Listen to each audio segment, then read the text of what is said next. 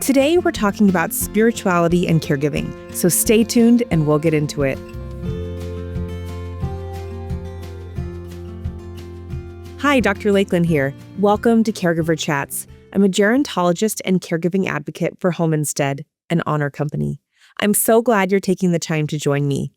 These conversations are a space for learning, reflection, and support, and I invite you to subscribe to Caregiver Chats on Apple, Spotify, or wherever you get your podcasts. And don't forget, I love hearing from you. You can email me anytime at caregiverchats@homeinsteadinc.com. Today's conversation includes faith and spirituality. And wherever you are in your own beliefs and experiences, we hope that you'll walk away with something that resonates and feels helpful on your caregiving journey. Caregiving often places people in some of the hardest moments in life, times of serious illness, decline, loss, and end of life. And these are moments when people naturally turn to spirituality, reflection, or faith in some form. Joining us for this conversation is Dr. Blight. Dr. Blight is an assistant professor of public health at Shenandoah University and the founder of Caregiving Kinetics. As a former health policy leader at the Centers for Medicare and Medicaid Services and a former owner of a Home Instead franchise, Dr. Blight has seen the healthcare system from every angle. He is a dedicated researcher and author of an award-winning book, When Caregiving Calls. Dr. Blight is joining us today to help us explore the profound and often spiritual transformation that happens when we answer the call to care for a loved one. Dr. Blight, thank you so much for joining me again for another episode of Caregiver Chats. It's so good to have you back. Well, it is good to be back, Lakelyn, and it's always good to see you. Thanks for having me. Likewise. Oh, the pleasure is all mine. I always enjoy getting to talk to you about all things caregiving and aging, gerontology related. So excited to dive into our topic. And before we do, you have been on the podcast before, but if listeners haven't tuned in to that specific episode, could you just share with our listeners a little bit about yourself and your caregiving background? Yeah, so real briefly, I used to work many years ago in the Federal Centers for Medicare and Medicaid Services. I was on the Medicaid side of CMS, writing Medicaid policy. And our lives changed when my mother-in-law got a brain tumor and she became a cancer patient. She moved in with us. We spent 5.5 years as family caregivers for her. We were sandwich generation caregivers trying to raise our young family and care for my mother-in-law at the same time. And that experience really changed the trajectory of my career. I ended up after she passed away, I left Medicaid and I came to Home Instead. And that's where you and I met, Lakelyn, Yes. years ago. I was a Home Instead franchisee and really loved being part of that organization and that business, helping families with caregiver-related needs. And I went back to school during that time and got my doctoral degree. And I'm not a medical doctor. My doctoral degree is in learning. But I studied caregiving and continue to study caregiving and wrote a book on caregiving. And nowadays I speak to audiences all over about caregiving. So I'm very passionate about helping caregivers and about the caregiving journey. And again, I just appreciate being here with you again today. Well, thank you again for joining. And you bring such a diverse kind of array of how you've intersected with caregiving throughout your career and in your personal life. And I know now you also are a professor and teach about aging amongst other topics like public health. And so just appreciate what you're doing to educate the next generation that will come up and support caregivers through the public health system. So that's another important component to your journey. It is, right. In fact, right now this semester, we have a class here at Shenandoah University called Aging and Public Health. And I love that. Can I just tell you, the first day of class, I asked the students to brainstorm. I just put the word aging up there and asked them, brainstorm. What are words that come to mind? The first word that was spoken was stiffness. That is so interesting to get the perspective. Yeah. Well, we know that there are so many components to aging, not just stiffness. And I think for me, that's one of the things I really enjoy about being in this field is there's so many aspects to aging and caregiving.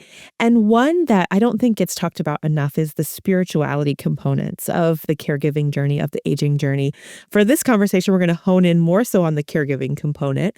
But, we see that caregiving for so many can be a very challenging season of life, emotionally, physically, spiritually.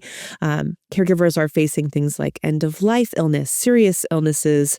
And in these times, a lot of people turn to their faith and spirituality. So, Erin, I would love to hear from your point of view.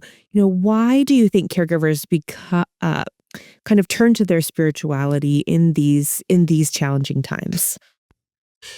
Well, I think that it really has to do with the adversity and the hardship that comes with caregiving. Nobody asks to be in the caregiving position. The caregiver role is really thrust upon you because of a health condition. Your loved one didn't ask to have that health condition and to be a care receiver, and you didn't ask to be a caregiver. And so this is really a situation that can be largely out of your control, and it can be very Mm. distressing emotionally, mentally, physically, and spiritually. And so I think that drives people to look to spiritual solutions for some of the challenges that they face. Mm. And I think you're so right. And I think probably, or I would assume, along the caregiving journey, kind of depending on where you are in that caregiving journey, you might see your spirituality and your faith showing up in different ways. Have you found that to be true in the caregivers that you've worked with or even in your own journey? Definitely. I think that this often happens when we are faced with adversity and challenges and trials. We focus maybe less on material things and physical things. Mm. And we start to ask ourselves, what's the meaning of this? We search for meaning, we search for connection. And that connection might be with God, it might be with other people. But being in a position where you're having to care for your loved one, it also may force you to uh, examine or re-examine your values and your beliefs and maybe some of Mm. your assumptions about the world around you. And I think that's Yeah. kind of what prompts caregiving as to be a kind of spiritual practice. Mm. That's such a great point. Recently, the famous actor James Van Der Beek passed away after his Yeah, caregiving just journey. I don't just just the happened. other day, and I don't Mhm. know if you've seen his Instagram video that he talks about going through that reflection of how for so long he identified as an actor, and that wasn't truly fulfilling. And then he became a husband, and he thought, okay, this Six role is children. more important. Yeah, and then having children, and then they have a farm and caring for the land. And then cancer stripped all of that from him. He had to be away from his family for treatment. He couldn't keep up with the land. And he found himself really contemplating, who am I without all of these things? And I'm sure for caregivers, that might not be your exact situation, but you might have some of those feelings too. And James Vanderbeek said he was, meditating and felt the presence of God and feeling loved. And he realized even without all those things, I am loved and therefore I should love myself. And so I thought, gosh, it gave me chills when I listened to him talk about that. And I think it kind of has a lot of parallels to what we're talking about today. Because caregivers might feel like, okay, I maybe had to give up my job or my social life isn't what it used to be. And I have to really focus in on this caregiving role. But that spiritual strength and that connection, whatever it might be for individuals, can really be that source of strength and a good reminder that you are doing a good job and you are loved and what you're doing matters. I agree. I think those questions, who am I? What am I doing? Why am I here? How am I going to get through this? Those I felt those. I was asking myself those questions throughout the 5.5 years that we cared for my mother-in-law, and I've seen many caregivers go through similar challenges and questions. Yeah. Well, and I love in your book, Erin, When Caregiving Calls, there's a chapter dedicated to faith, and you highlight that there are kind of three different levels of faith, and I thought that was so insightful and could be a great way for us to kind of frame up our conversation today. So, can you share with us what those different levels are, and then maybe we can dive into them Yeah. because I think that people might start to kind of resonate with like, oh, okay, yeah, there's these different levels of faith, and I may be wrestling with one more so than the other, that sort of thing. Yeah. Well, thank you, Lakeland, for bringing that up. When I wrote When Caregiving Calls, I knew that I had to have a chapter on faith, and it's kind of the last chapter of the book after going through a lot of the challenges that caregivers have. And I divided that chapter up into three parts: faith in God, faith in tomorrow, and faith in yourself. And I Mm. think that all of those are components to successfully traversing a caregiving journey. I love those. So faith in God, faith in tomorrow, and faith in yourself. So maybe we start with that first one.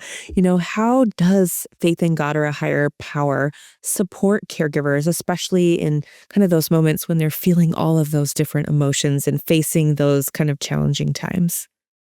Yeah, I was thinking about that question and I was reminded of a funeral that I just attended just a week or two ago. And this is a friend who died of Parkinson's disease. And his family was Mm, there, and the family, and especially his wife, who had cared for him.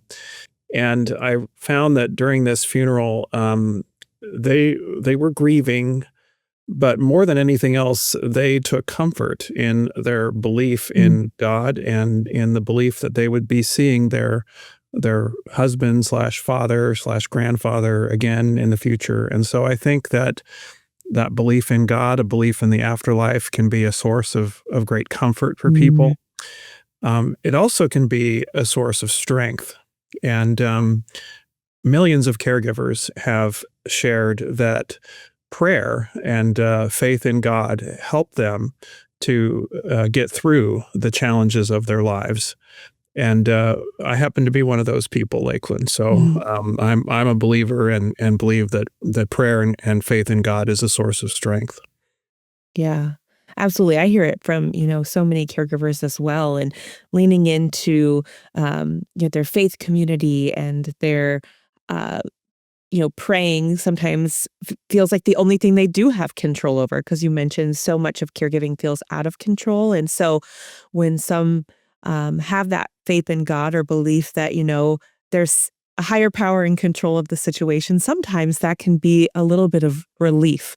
Like, okay, I can't control everything. Not everything's in my control. And I have to just trust in that higher power. So I hear caregivers speak to that often and kind of grounding in that faith really kind of helps them take the next step, hang on for one more day, make it through this challenging moment, knowing this too shall pass, kind of a thing. Um, Yeah, so, so I think that's something that I see, and I imagine you see similar things as well. absolutely. Yes, for sure. And if you I know also that sometimes, individuals might be struggling, with their faith during this season of life. They might have those hard questions of "Why me?" Sometimes, in challenging moments for me myself, I think, "Okay, God, why are you putting me through this? I'm not strong enough." And, I'm reminded I have to rely on his strength. What would you say to those caregivers that are maybe in that space of struggling with their faith on their Yeah. caregiving journey? Well, a couple of things. The first thing that I would say is that faith itself implies a certain measure of uncertainty, a certain measure of Mhm. doubt. Because without a certain measure of doubt, then you have an absolute knowledge, right? A perfect knowledge of things. And so, faith is not to have a perfect knowledge. And so, if you're struggling with faith in God, or we're going to talk a little bit more about faith in tomorrow and faith in yourself. But I would encourage somebody to just experiment with Mm, faith, to try it, to try exercising a little bit of faith, to try prayer. And when you pray sincerely, There's a difference between praying insincerely and just going through the motions and praying earnestly and Mhm. sincerely, right? But some people also might approach God with a lot of skepticism, and Mhm. skepticism is sterile because it resists, it never reaches. And I think that the fertility that is found in faith is actually found in the reaching and the stretching, in the Mm. trying, and amid the uncertainty, your faith can ultimately blossom and be rewarded. Mm. I think those are a great words of encouragement and insight to try it. And and you're right. Sometimes it's in that reaching and stretching that we find that we, with that strength, are more capable than we ever thought we would be to do this role of caregiving. And it gives us hope for tomorrow, which is that kind of next uh, area of the chapter that you'll cover is hope in tomorrow. So, no matter where you're at on that faith journey, how can faith in tomorrow play an important role for caregivers? Well, I think that faith in tomorrow, it may not be like the next day tomorrow, but I think Yeah. what I mean by that is just faith in the future, Mm. um, belief that brighter days are ahead, that tomorrow or a week from now or a month from now or a year from now, things will be better than they are today. And even in some cases, when you're facing a terminal illness, for example, and your loved one's going to pass away, uh, I would take solace in knowing that your loved one will not be suffering any longer. The pain that they're Mm. experiencing today will be gone tomorrow. And I think that this can really help caregivers uh, develop a sort of positivity, adjust their mindset about caregiving, and Mm. having some hope in the future. And I think that this is really important to have faith that tomorrow will be better than today, because what's the alternative? I Yeah. mean, the alternative is much worse, right? So that faith can sustain you and help you to hopefully maintain some positivity amid the adversity in your life. And are there any little maybe practices that somebody or can undertake to kind of hold on to those kind of moments of hope in tomorrow on those days that feel maybe especially exhausting or especially long? Because we know caregivers do experience those days, and sometimes it can be hard to hold on to that hope. Yeah. So, one of the things that I like to recommend to caregivers is a gratitude journal. Oh, I love those. Um, Yeah. it's amazing how when you look for writing a gratitude journal, you just sit down at each day and you just write something that you're grateful for, something that happened. And by looking for the good, you find the good, and it Mm. lifts your spirits, and you can count your blessings, so to speak. And sometimes it's the simplest things, as you were talking about James Vanderbeek earlier, and how all of these other things in his life kind of are stripped away. It can what we're left with are the things that maybe matter the very most, and Mm. it could be simple moments that we're grateful for. I heard a man in his 90s who spoke of his recent wife's passing, and he said that what he was most grateful for during that time was just holding her hand. Mm. Some things that's so It's simple and beautiful. probably take for granted, but that's what he enjoyed and appreciated the most during those last days of his wife's life. Wow. Yeah, taking those moments to find gratitude can be so powerful. And when you write it down too, Aaron, I think sometimes it's nice to reflect back too on maybe prior days or months. I do a gratitude journal that's 5 years at a time. So each page has 5 years.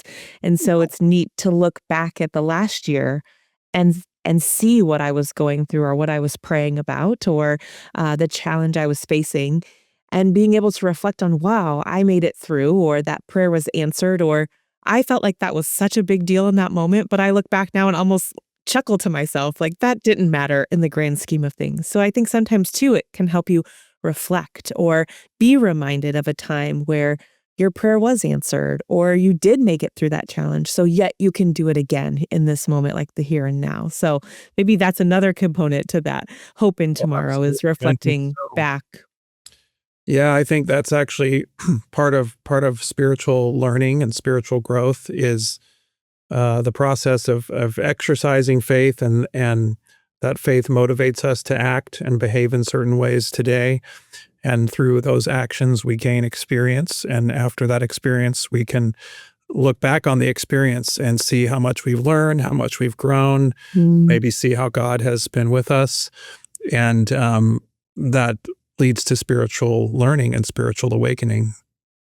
yeah, most certainly. Well, and I think too, it can maybe also lead us to that third bucket of faith in yourself too, reflecting on, today was hard, but, there were a few moments of joy and, even on the hardest days, um, I'm doing something meaningful. So, you know, for some, faith in self might be the hardest as a caregiver because I think caregivers are very hard on themselves. They're very critical. They sometimes feel like they have to do everything perfectly or know everything. So why would you do you have any other thoughts on why this one might be particularly challenging for caregivers Well, I think, to wrestle with? yeah, I think you kind of touched on it, Lakeland, that you didn't plan to be a caregiver. You didn't train for it. You weren't prepared necessarily to be a caregiver, and so you might feel overwhelmed.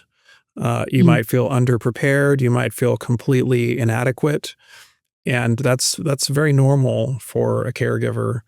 And if you're experiencing things like that, the one thing that I would point out is there's a reason why you are your loved one's caregiver. mm, You have a specific role in your loved one's life. You have a relationship with them. You understand them and know them. You've been entrusted with their care. And so this concept of having faith in yourself is sort of a recognition that, well, there's a reason why you're doing this. And you can do this. You may not know how to be a caregiver today, but you can learn how to be a caregiver. mm, And I think that's one of the most important things for caregivers to recognize is you can learn. You may not know how to do all these caregiving tasks that are being thrust upon you, but as you learn, you can grow into the role, and that's faith in yourself. That mm, helps. When I speak to caregiver groups, I ask them, well, how does it feel when you know that you can learn to be a caregiver? And they're like, well, it gives me confidence that mm. maybe I'm not so great today, but I can actually be better tomorrow. And so that having that faith in yourself and the reason why you're here in this role, I think, is really important. I'm so glad you mentioned that because that was one question I was going to ask, is how does a caregiver kind of build trust in themselves? And you shared, learn about the caregiving role. And I think, tuning into podcasts like this and seeking out resources on your loved one's condition and how to best care for them, tapping into those resources can be empowering. Knowledge is power. I'm sure you know that best working in the academic setting. Um, and that can really help to build a caregiver's, confidence and, as they move forward in their caregiving journey.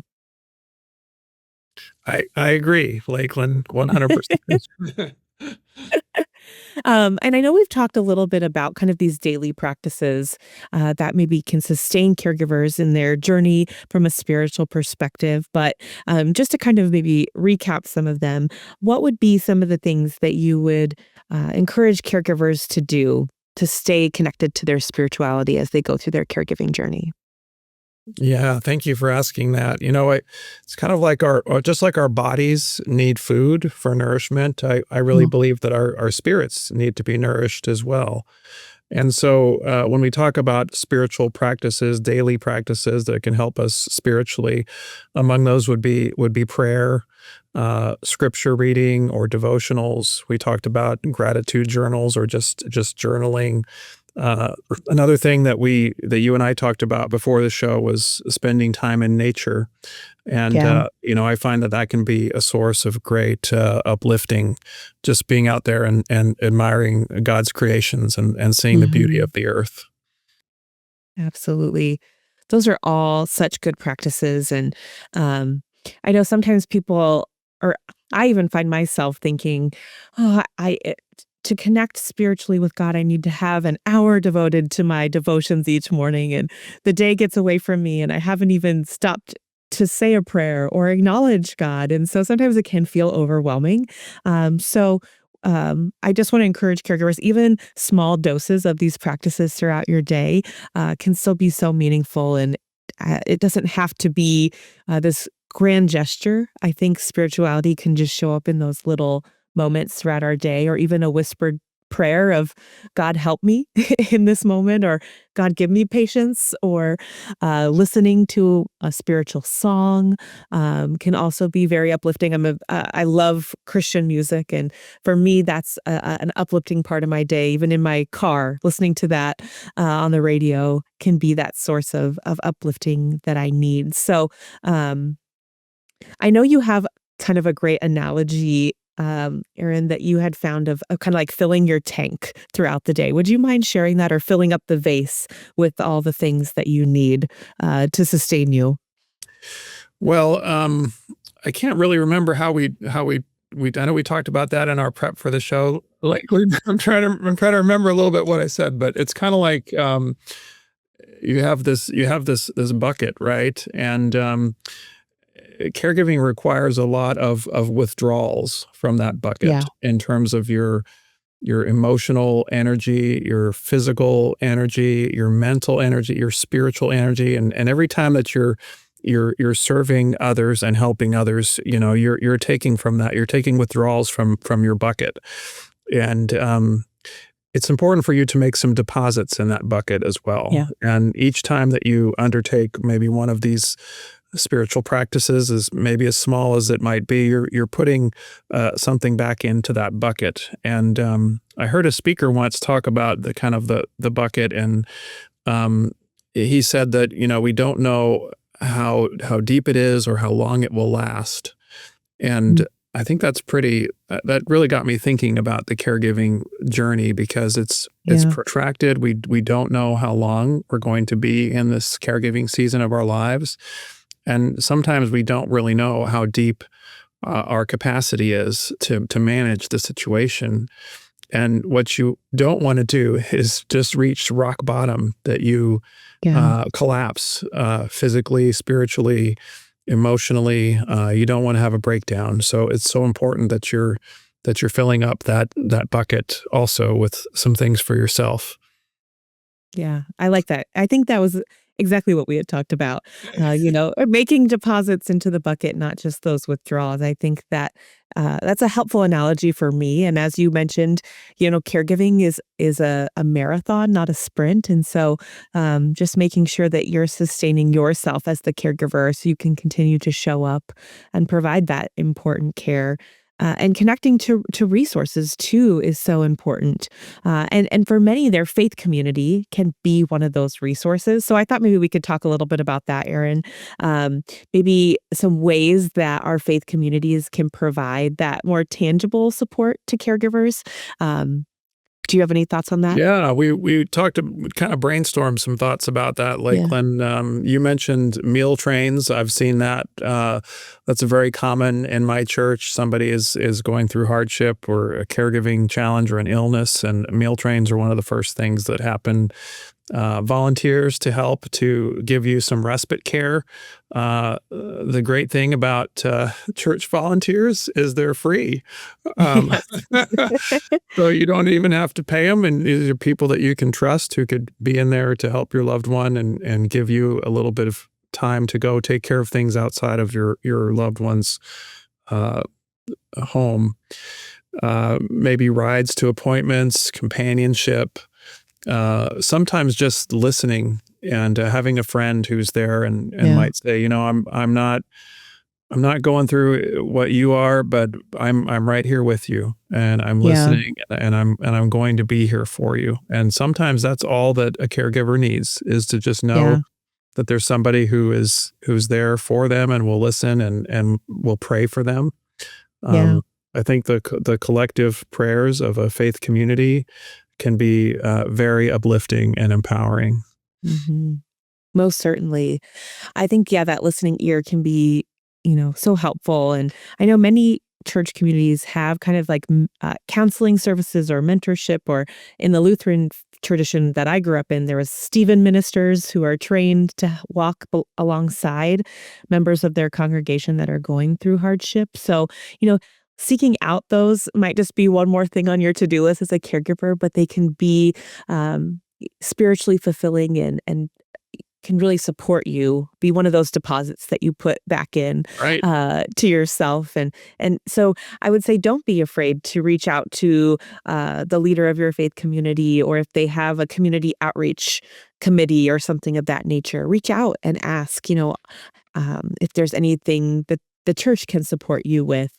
And it could even just be taking your loved one or to service, or sitting with them at home while you can make it in person to service. Yeah. Um, uh, just ask, because I think sometimes we're just afraid to ask for help. And so I just encourage caregivers to make the ask and see what's possible. Yeah, as you were speaking, Lakelyn, it reminded me of there's a church here locally that started a ministry. It's called the You're Not Alone ministry, and it is for caregivers of people who have mental health related challenges. And the whole concept of the You're Not Alone ministry, it began with some people in the church who were experiencing challenges trying to care for a loved one with mental illness. And it's grown into this really community service. They asked me to get involved on their advisory board. And these are just good people doing good things who are trying to help. And it's that Mm, simple. And yeah. I think that's very, very noble and uh, kind of, the book of James. It mentions that pure religion, undefiled, is to visit the fatherless and the widows, and to just help people for the sake of helping people. And I think that's what faith Mm, communities offer. yeah. Thank you for sharing that. And I'm sure that, groups like that exist in many communities and many congregations. And so kind of looking into what's out there and what's possible can be helpful. And I know also there are a number of like caregiving devotional books. Strength for the Moment is one that actually my mom wrote, Yeah, that has look, some, I have it. yes, yes, I know. I really enjoy it. Even if you're not currently in your caregiving journey, I think it's just neat to read the stories, and they have certain verses and prayers that might be comforting. Um, Guidepost magazine, I think Huh? it's called Guidepost, correct? Guideposts. Yeah. They have a whole section of their website dedicated to caregivers, which I think is really neat. So daily devotions and encouragement and stories. So tapping into those kind of resources as well could be helpful, or finding an online faith community support through maybe a Facebook group, something of that nature. Those kinds of things can also be just, one more element of your spiritual practice that uplifts you on your caregiving journey. So again, tapping into those resources, it's not a sign of weakness. I think it's definitely a sign of strength, and encourage caregivers to do that. So caregivers shouldn't be afraid to ask for help. It really is a sign of strength, not a sign of weakness. And I think too, um, practicing your spirituality or faith with the person you're caring for can be a really powerful way to connect with them. And also, especially if you're caring for somebody who's maybe towards the end of their life, or Yeah. struggling with a serious illness, they're often probably wrestling with a lot of the same questions. So, Erin, would love your perspective on maybe that care partner connection, and how spirituality can show up there too. Yeah. So, Lakeland, this is really, to me, a very profound element of caregiving, and being there at near the end of a person's life, and in the twilight days or months of their lives, and being their care partner. It's kind of a sacred role Mm, almost. And in my home care business, I got to see a lot of individuals who were facing death, and family members that were supporting them. And one of the things that I think is really profound that often happens is, as you're nearing the end of your life, start to reflect on your life, and you may realize that you have some unfinished business. And it's often the goal of people in that situation to take care of their unfinished business. And that may include acknowledging their dependence on God, or asking for forgiveness from Mm-hmm. God, or asking another person for forgiveness for a wrong that was done, or mending a relationship. And as the caregiver, you have the privilege of working through some of that with your loved one and helping them to accomplish their unfinished business. And it's really, as I said, I think it's a sacred kind of experience. Mm-hmm. It's humbling, um, to be able to have a front row seat as someone is going through this process. Also can teach you a lot about living. Mm. Being around someone who's dying can teach you a lot about living. And as one who is either a facilitator or just an observer of that process, um, or a cheerleader, all of those are important roles that the caregiver plays during that time. Oh, absolutely. I think back to my gerontology days going through schooling. I took a death and dying class, and we talked about kind of the four phrases at end of life that can be so meaningful. And they're thank you, I love you, I forgive you, will you forgive me? And then those are kind of the Mhm. things a lot of people are wrestling with. So That's uh, powerful. Yeah. yeah, they're very powerful. And so I think too, you know, you know, bringing up the topic of spirituality with the person you're caring for, if that's not already something you regularly do, that could be another way that you can maybe weave spirituality into your caregiving journey. And also too, if spirituality has been part of the life of the person you're caring for, what's so neat, especially in individuals who maybe are experiencing cognitive decline, those hymns or Oh, scriptures yeah. often stick with them when the memories fade. And so using gospel music during a shower, or reading the scripture when somebody's feeling agitated, or getting them out in nature to, connect that way, those can be ways that you can provide meaning and meaningful engagement to that person on the caregiving journey. So some neat ways you can connect through spirituality too. So not too long ago, I found myself with an older man. He was late 80s, and he was dying. He was not communicating. He was not verbal, and he was very agitated. He was laying in his bed, and I don't know what was happening, but he was very upset. And I told him, okay, I'm gonna read this passage of scripture for you now. And I just started reading the scripture, and he just immediately calmed down and was quiet Wow. instantly. And I read a chapter in the Bible, and when I was done, he was calm. And I just thought, wow, that's the power of the Word of God. And this man was Mm, a believer, and I hope that passage of scripture offered him some sort of peace at that time. yeah. That's a really neat story. And I'm sure that people listening maybe have stories of their own, or hopefully, as they continue to draw on their spirituality, they see how it shows up and helps them along their caregiving journey. And Aaron, I'm so grateful that you have joined me to talk about this. Are there any kind of parting thoughts for our listeners on the topic of spirituality and finding strength for their caregiving journey? I think that maybe this is implied in everything that we've said, Lakelyn, but as a caregiver, you don't have to do this alone. And a lot of caregivers feel like caregiving is a lonely road. And through some of the things that we've talked about here today, you can get support. That spiritual support from the divine, or from uh, your faith community, or others who are in a position to help you. I would just encourage you to reach out and get help so that you don't have to do it alone. That is a great thought to end on, Aaron. Thank you again so much for joining me and for sharing your perspective on how spirituality can support caregivers along their journey. It's been a real pleasure. Thank you for having me, Lakelyn. Always a pleasure. Dr. Blight, thank you again so much for joining me and for sharing your wisdom so generously. I hope today's conversation reminds caregivers that they're not alone and that spirituality, in whatever form it takes, can be a source of strength during this journey.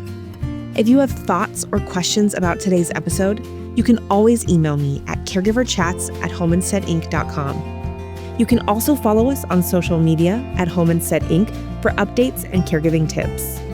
Thanks for listening, and please remember to take good care of yourself while you care for others. Caregiver Chats is brought to you by Home Instead. If you're looking for in-home care to support you on your caregiving journey, please visit homeandsaid.com to learn more.